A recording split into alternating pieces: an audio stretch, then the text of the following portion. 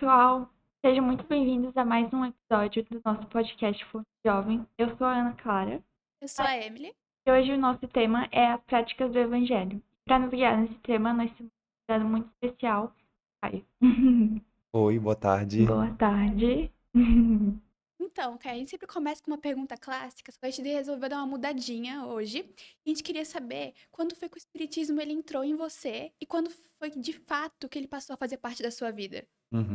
Certo. Primeiro eu queria agradecer bastante assim o convite, fiquei super feliz quando chamaram, né? Poxa, que oportunidade legal, eu achei show de bola. Eu pensei, meu Deus, que diferente, eu nunca participei de um podcast, a gente assiste bastante assim, mas participar de um, né? É uma pergunta bem inteligente, assim, perguntar quando que o espiritismo entrou em você, não quando que você entrou, né?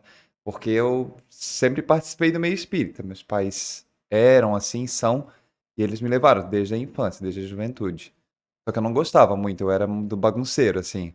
Era daquele que ia pra turminha dos menores porque tinha aprontado. Aí, depois de um certo tempo, parei de frequentar um pouco, em virtude de demandas, estudos. O momento de virada para mim, de chave, foi quando eu li um livro.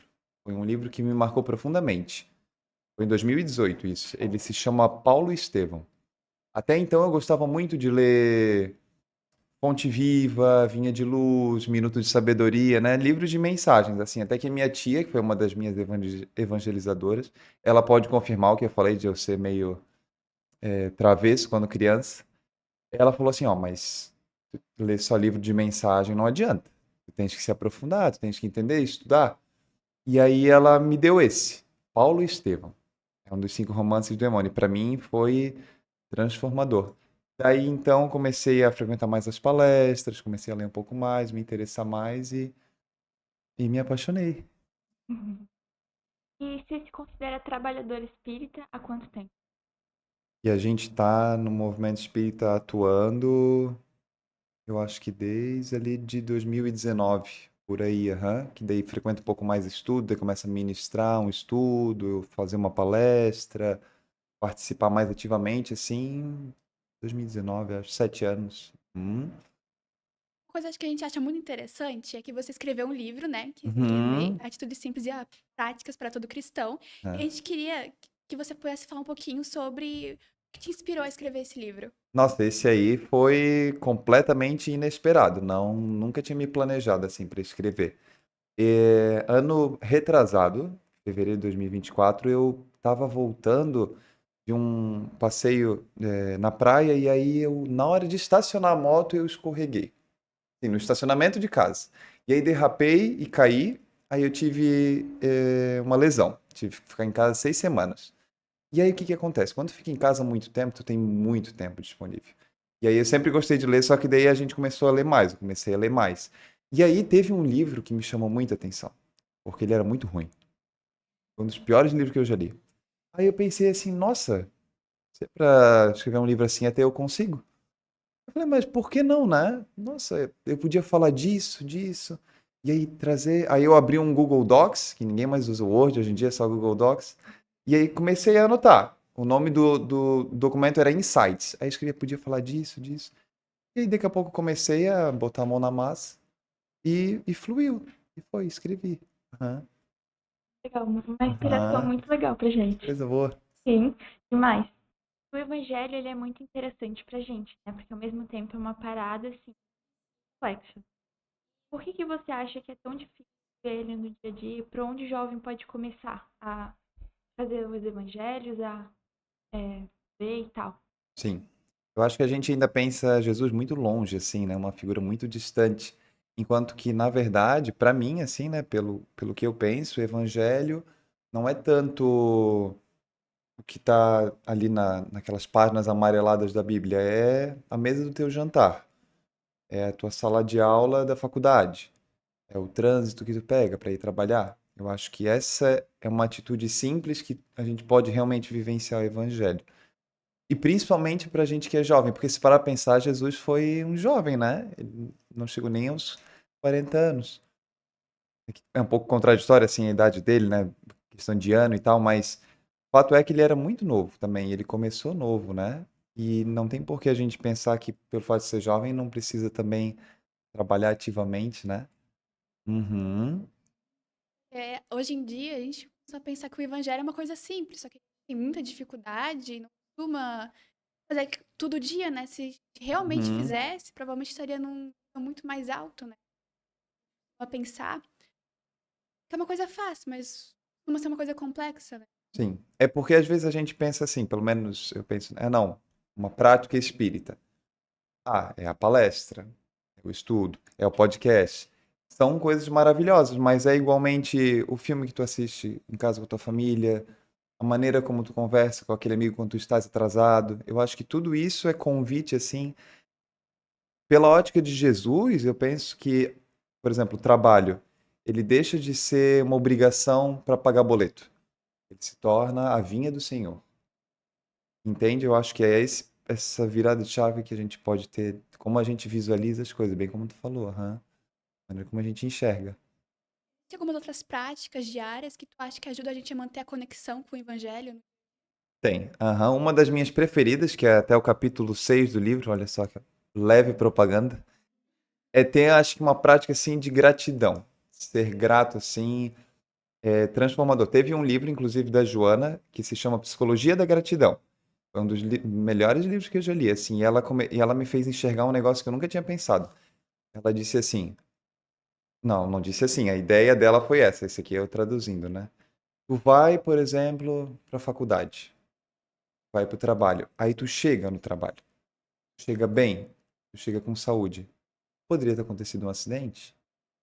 Poderia ter acontecido qualquer coisa no caminho, mas não aconteceu. A gente pode agradecer por isso. Ela diz que agradecer pelo mal que não nos acontece é uma gratidão superior àquela, o bem que nos acontece, porque é muito fácil agradecer por ter a saúde perfeita, por ter a família, isso é mais fácil, mas ela diz para a gente olhar além, assim. Então eu acho que a prática de ser mais grato na vida é uma que gera uma conexão muito boa com a espiritualidade. E eu falo isso, desculpa interromper, Não, pode eu falar. falo isso porque assim, ó, o livro, o que a gente estuda, o que a gente aprende, é primeiro assim para mim, não entendam como um monge assim que já pratica tudo o que escrevi, muito pelo contrário, eu fui a primeira pessoa que, nossa, eu preciso fazer isso aqui, com certeza, A gente mais a pedir do que agradecer, né? bastante. Principalmente nas festas e tal. Uhum. Pô, quando a gente tá em grupos de jovem, principalmente, a gente acha que é muito mais fácil cumprir com o que o evangelho nos pede, né? Mas quando a gente se encara com a inveja, com... Tem alguma maneira pra gente conseguir passar por essa barreira? Nossa, com certeza. Eu acho, na verdade, quando a gente enxerga que a gente é invejoso, por exemplo, eu vou dar um exemplo meu, bem real. Eu tenho um amigo, eu amo ele, assim, ele é um amigão meu. E aí teve uma vez que eu tava conversando com ele e ele falou assim, ó, cara, consegui fazer aquele curso que a gente tava conversando. E, poxa, que legal. Só que intimamente, assim, o coração tava, eu não acredito. Ele fez e eu não. Eu podia ter feito, devia ter sido eu. Eu fiquei com inveja. Eu me percebi invejoso.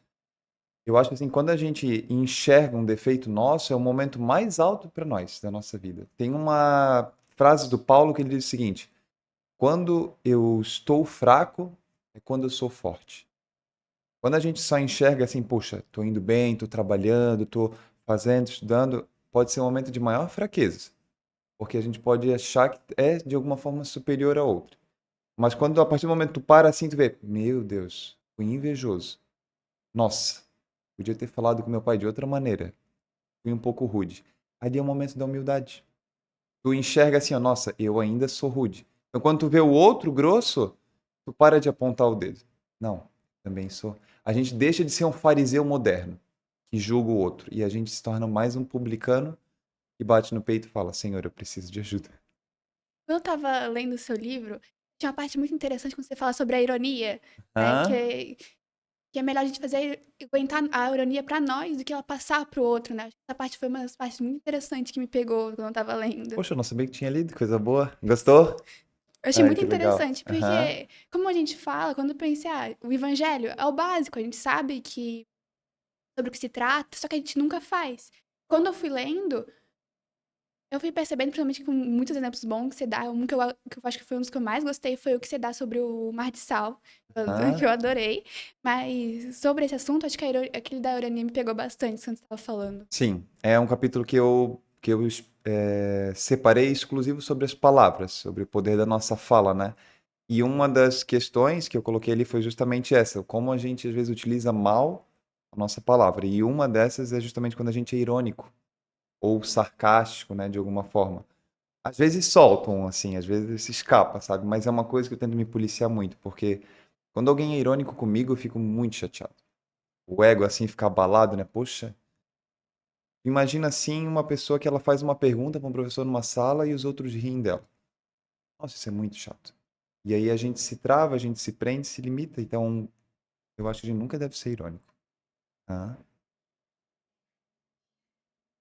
Mas às vezes é É, normal, não precisa se sim, culpar quando é sim. às vezes, né? É, com certeza. Às vezes solta, assim.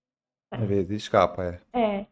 E tem alguma prática do evangelho que mais te ajuda a superar as tuas dificuldades? Olha, eu gosto muito de música. Aham, eu gosto muito de música, assim. E se parar, na verdade, para a gente estudar lá, quando tem várias falas de Jesus que ele cita salmos. Às vezes a gente acha que é fala dele, mas ele está recitando ali o Antigo Testamento. E muitos salmos, os salmos eram muitos cânticos.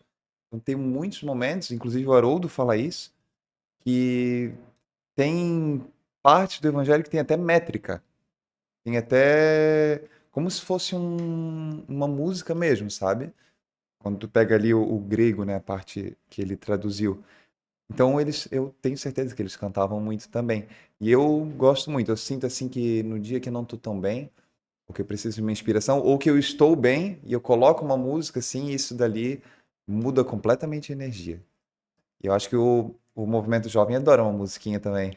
Isso, cada evento são Quem não duas gosta, músicas né? diferentes, Tem sim. até um livro, eu não lembro qual, do André Luiz, que ele fala que quando uma pessoa ela canta com o coração assim, pode ter um poder superior à própria prece, ele diz. Aham. Ele diz que quando uma pessoa dança com o coração, com a alma, pode ter um poder igualável ao da prece também. Às vezes a gente pensa, fica muito arraigado assim a fazer tudo da maneira correta, mas não é tanto o que a gente faz. Eu acho mais que é como a gente faz.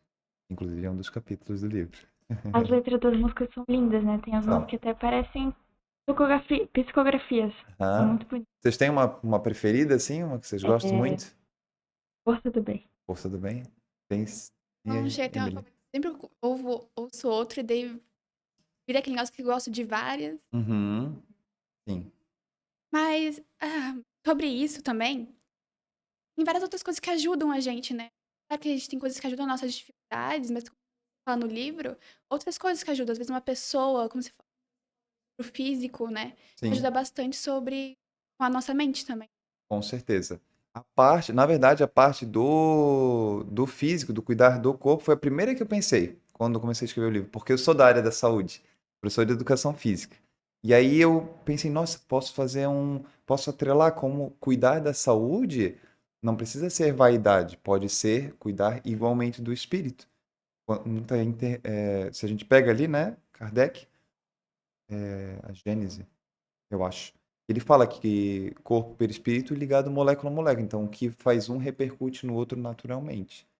E aí influencia totalmente, assim, quando a gente. Meu, imagina, dá uma caminhada num dia ensolarado, a gente se sente tão bem, né?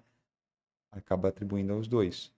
E quando a gente não zela, assim, pelo corpo físico, né? Igual. Se a gente pega, por exemplo, várias passagens do Emmanuel que ele compara o corpo a um tabernáculo. O tabernáculo era, na época lá dos israelitas, né, dos judeus, era a tenda, eles se moviam em tendas, né? Na época lá da grande movimento de Moisés.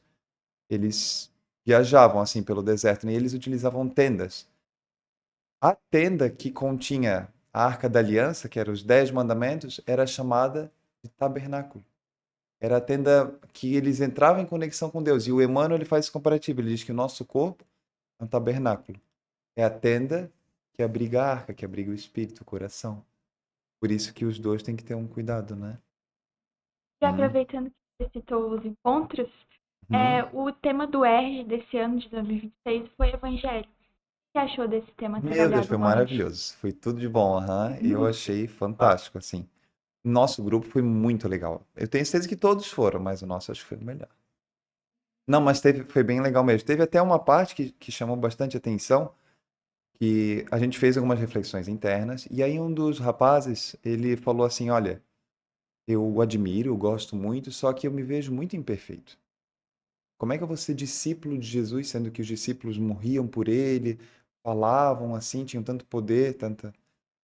Aí a gente, conversando junto, todos nós, né, a gente falou assim, olha, Jesus não escolheu os doutores do templo, ele escolheu aqueles que tinham a mão com cheiro de peixe, os mais grosseiros que tinha. Ele escolheu os mais imperfeitos. Deus escolhe professores que duvidam para ensinar certezas. Ele escolhe bombeiros que têm medo para salvar vidas. Ele escolhe mães que têm receios para criar vidas, para criar um filho. Então ele confia na gente, sabe? Não tem por que a gente se apequenar. Mas com humildade, né? Sempre. Esse que é a parte difícil, eu acho muito difícil. Aproveitando isso, a gente acha que tem muito medo das coisas e tal. E que a gente passa por várias provações durante os nossos dias, né? Hum, E tu acha que é gente possível transformar um problema no nosso dia a dia? Até como você fala também no livro sobre as reclamações, né? Parente difícil, mas, né? sim. E os problemas do dia a dia podem se tornar oportunidade para um crescimento espiritual? Eu acho que eles são a melhor oportunidade para o nosso crescimento espiritual. Eu acho que o momento, por exemplo, do Evangelho no Lar, é um momento sagrado, um momento maravilhoso, e eu acho que é ouro.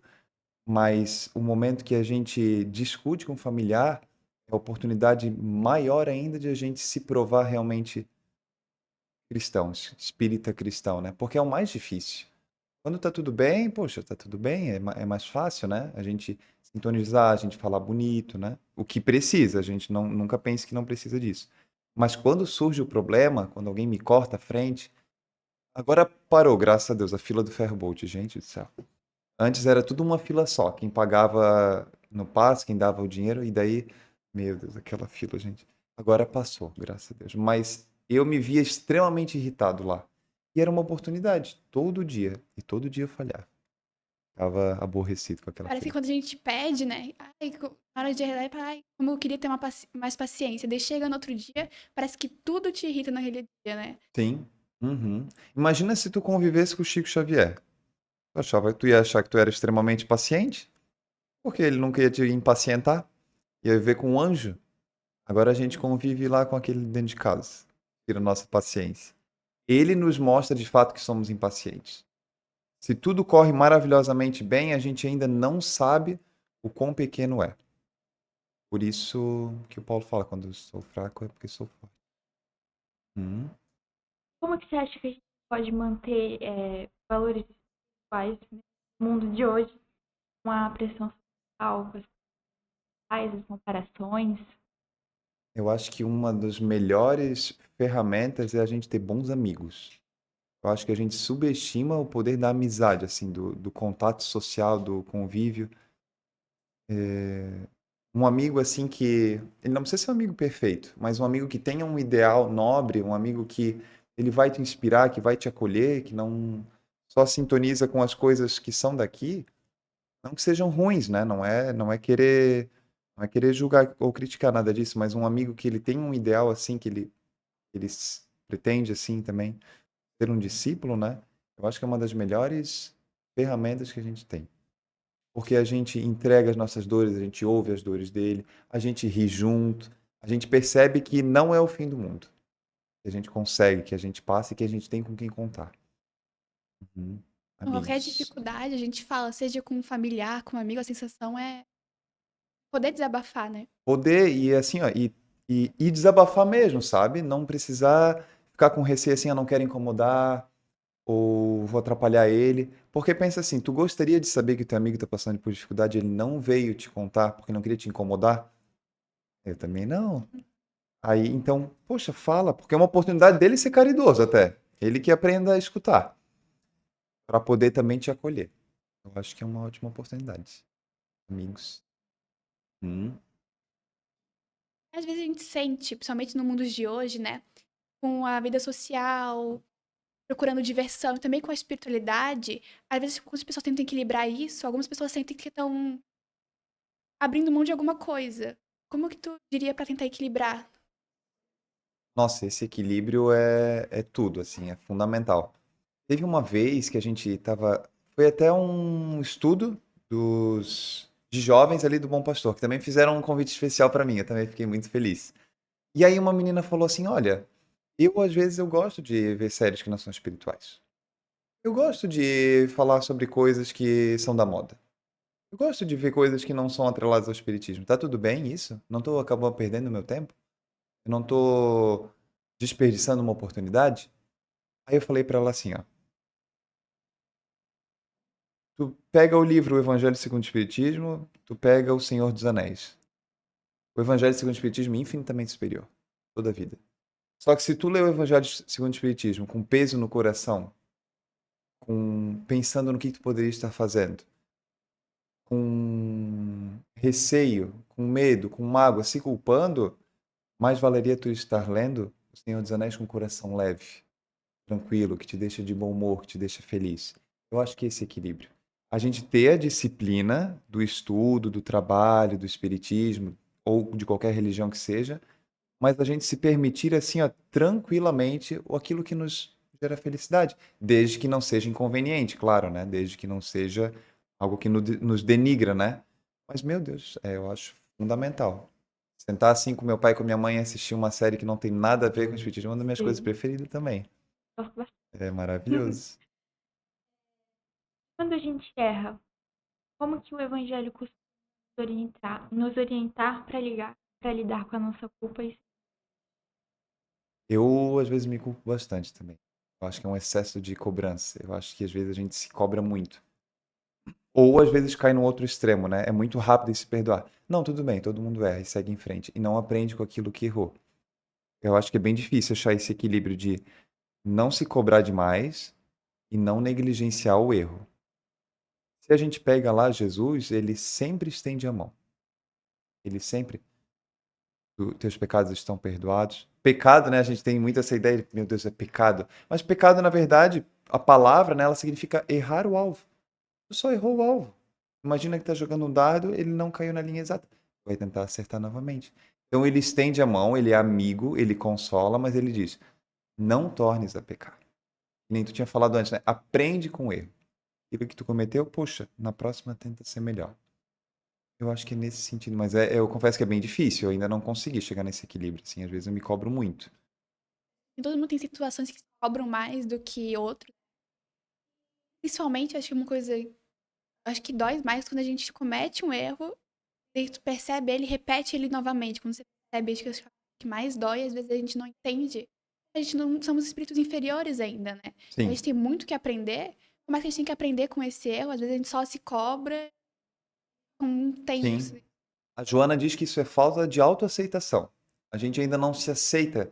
Não, meu Deus, não acredito que eu tô fazendo isso de novo. Mas claro que vai fazer, tá na terra de provas e expiações, um dos planetas mais inferiores que existe. Eu acho que é por isso que a gente pensa assim, eu também, meu, fazendo isso de novo, já aprendeu, já sabia, mas faz parte, sabe? É que nem. Já ouviram falar no Leandro Carnal?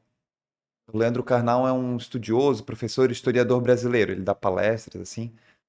Aí ele falou assim, ó. Eu tenho 55 anos. Uma da palestra que ele falou, 50 e poucos. Eu caminho desde os meus 2 anos, 1 ano, 2 anos. Até hoje eu tropeço. Estou mais de 50 anos caminhando, até hoje de vez em quando eu tropeço. Como é que eu não vou errar? Então ele tem esse lado mais de se aceitar, sabe? Mas eu sei que é difícil. Às vezes é bem complicado, né? Uhum. mas Eu tava até lembrando um pouco a parte do livro que você fala sobre erros, né? Que aquele que Uhum. aprende com o próprio erro, vamos certinho, tipo, só que aquele que aprende com o erro do outro, Sábio. sabe? Que aprende com o próprio erro, e inteligente. Que aprende com o outro é sábio. Aham. Achei muito interessante porque realmente, né, a gente só se preocupa com aprender com nós mesmos, a gente nunca repara no que o outro tá fazendo. A gente repara no que tá fazendo errado, só que a gente nunca olha pra gente mesmo nessa situação. Sim. E posso falar uma coisa? Pai e mãe são dos mais sábios que a gente tem. Porque eles erraram e eles querem que a gente não passe por esse É. erro. Né, Adriana? E aí, só que a gente tem dificuldade de escutar. Eu confesso por mim mesmo, porque dentro do lar é a verdadeira provação. Assim, não é. O que define se a gente é verdadeiro espírita é se a gente é uma pessoa exemplar no lar. Não é se faz uma boa palestra, não é se faz um trabalho caridoso enorme, se tem uma ONG, não é isso. É quem a gente é com aqueles que convivem conosco diariamente. É lá que a gente é quem é de verdade. E é o mais difícil. Então a pessoa ela fala algo para nós, não, nada a ver isso daí, vou fazer do meu jeito. E aí poderiam ser conselhos mais sábios, Hum, pai e mãe, difícil, mas necessário. É, mas também não adianta a gente saber que a gente tá fazendo as coisas erradas e fazer de novo. Sim, A gente mais como tu erra tudo. sim, Ninguém nunca acerta, afinal a gente tá aqui pra isso, né? A gente tá aqui pra evoluir. faz parte. Aham. E sobre o teu livro, de novo, Uhum. qual a principal mensagem que quando veio na tua mente, que tu falou quando tu tinha te machucado, o que veio de mensagem específica pra que tu queria transmitir com esse. O que eu mais queria trazer, traduzir nele, mostrar é que a gente não precisa de grandes feitos para ser um homem de bem, que o Kardec coloca. Se tu pegar ali o Evangelho segundo o Espiritismo, dá umas 6 folhas, assim, o que ele fala do homem de bem, né? E a gente pensa, meu, não vou chegar nunca. E no final ele ainda dá o toque perfeito, né? Quem pratica todas essas virtudes ainda não chegou a conquistar, está no caminho de conquistar as outras. Eu falo, meu Deus, não tem mais fim. A ideia do livro foi que a gente não precisa de muito para ser uma pessoa com coração bom. Cada pequena situação, cada ocorrência do nosso dia, cada pensamento, uma oportunidade maravilhosa. Tanto que o primeiro capítulo, os capítulos eles seguem uma sequência lógica, tem um porquê de cada um ser tá naquele lugar, né? São 12, também não é por acaso esse número. O primeiro foi o pensamento, porque o André Luiz diz que se tu te renovares por completo e não mudares o teu pensamento, nada vai ter adiantado. Então, mais vale aquela pessoa que ela é anônima, ela aparentemente não faz trabalho nenhum de caridade, mas intimamente ela está se renovando dia a dia, aquela que está fazendo tanto e não está se transformando. Essa que era a ideia, trazer Jesus para o dia a dia mesmo. Nossa consciência vai saber o que a gente faz, não mostrar para os outros, mas. Isso. Uhum.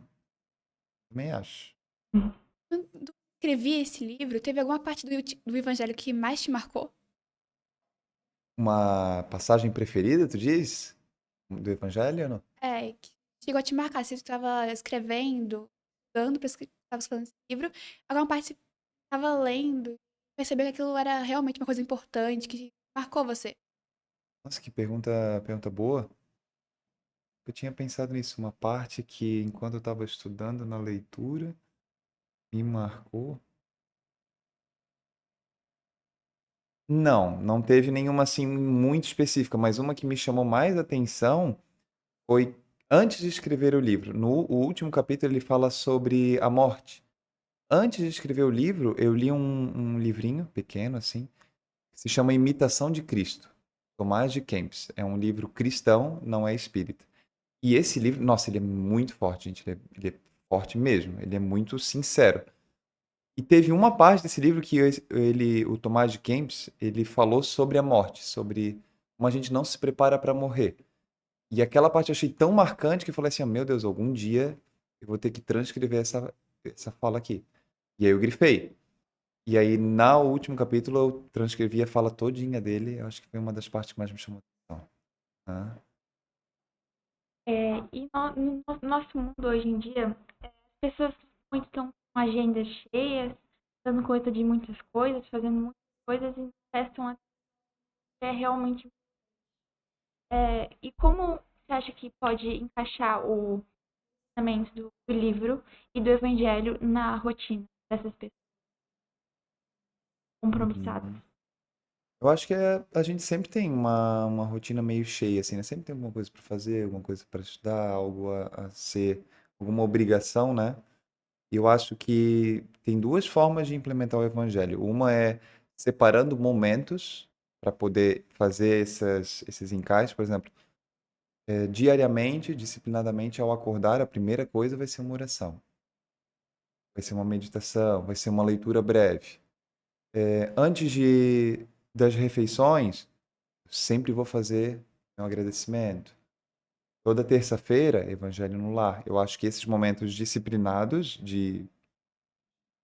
pré-agendados, né? Mas também a própria rotina em si. Eu acho que enquanto estiver na correria do trabalho, aplicar o que Jesus nos traz no trabalho. Enquanto estiver me indo, fazendo meus compromissos, ali entra o Evangelho também. Eu acho que é separar momentos, mas também integrar no dia a dia. Hã? A gente tá chegando na nossa última pergunta já. E pra gente poder fechar com chave de ouro, eu queria saber se você pudesse resumir o seu livro em um único conselho prático para o pessoal que tá ouvindo nosso podcast, qual conselho você daria? Um único conselho que resuma todo o livro? Uhum. Isso é assim. Deixa eu pensar. Hum, nossa, essa é. Eu acho que não precisa de. Eu acho que seria o próprio capítulo do meio que eu coloquei, que não é o que você faz, é como você faz. O que importa não é o que aparece exteriormente, é o que a gente transborda do coração, o que a gente está cheio, assim, pensamento, sentimento, não importa tanto o que está fazendo fora. Eu acho que esse é o conceito chave, assim, do livro. Hum. Foi difícil essa pergunta? Poxa, até pensei, meu Deus, eu não vou conseguir responder. É isso. E, Caio, faltou alguma coisa que você queria ter dito sobre o seu livro? Ou alguma coisa específica para as pessoas que estão nos ouvindo agora? Uhum. Eu acho que a gente pode e deve se aproximar mais do que a gente acha que Jesus é. Ah, se eu acho que Jesus está mais no Evangelho, poxa, bota o Evangelho do lado da cabeceira da cama. Poxa, não, eu me sinto, é como a gente sente, eu sinto mais Jesus ouvindo música. Ouve música com mais frequência, abre o teu leque de canções espíritas, cristãs, qualquer que seja. Tem muita música evangélica que eu amo, que eu ouço direto. Não, para mim é o livro, eu gosto de ler, não só. Nossa, leia mais, faça daquilo que tu sente. Poxa, isso daqui, quando eu faço, meu coração fica leve, eu me dou melhor com a minha família, eu sinto mais energia, sinto mais confiança. Pois essa é a chave da tua reforma íntima, da minha, da nossa. Aquilo que mais te deixa feliz, aquilo que mais te encoraja. Procura mais estar próximo de Jesus, assim, porque é a sintonia, justamente é onde você encontra. Para cada um serve um, né? Por isso que eu acho que não existe receita, Cada um né? tem Cada um tem o seu. sua maneira de encontrar. Uhum. Uhum. Isso aí. Então, cara, queria agradecer bastante por ter vindo participar com a gente. Principalmente que tudo que falou foi ótimo e como, mesmo tendo livro, já tendo estudado, como poder falar sobre isso, ouvir outra pessoa, faz a gente entender muito melhor as coisas, né? O pessoal também que tá ouvindo em casa, mas a gente deve ter respondido muitas coisas pro pessoal também. Uhum. Ah, eu fico muito feliz. Eu que agradeço o convite, assim. Muito grato mesmo. Para mim é uma oportunidade maravilhosa. Quem tiver interesse no livro, assim, tem ele físico, alguns exemplares comigo, tem na Amazon também no Kindle. Ele não tem fins lucrativos, o lucro que vem é para imprimir mais e para auxiliar algumas casas também. E a gente está sempre à disposição também em rede social, para conversar, para chamar, para conhecer. E que agradeço novamente. Agradece Ah, por ter aceitado esse nosso convite.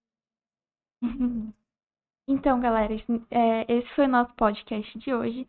E eu peço para que vocês se inscrevam no nosso canal e deixem o like no vídeo. Foi isso, até o próximo vídeo.